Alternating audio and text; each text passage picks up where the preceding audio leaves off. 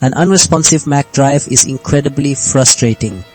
I've dealt with encrypted volumes refusing to work and found real solutions.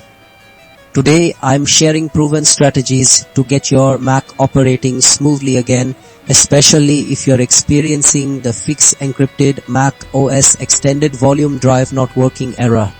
First, it scans and fixes file system errors or directory damage. These small corruptions often prevent encrypted volumes from mounting. Fixing them helps macOS properly recognize and access your drive, resolving the not working issue.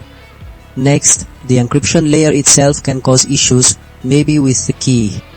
Temporarily decrypting removes this layer, allowing direct data access. If the drive then works, it isolates the encryption as the problem, guiding your fix.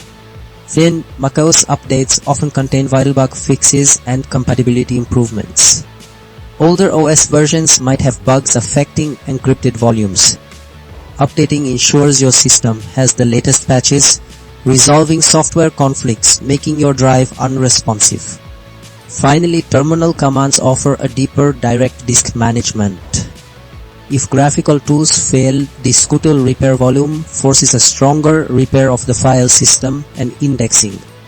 This often resolves severe issues preventing encrypted volumes from working.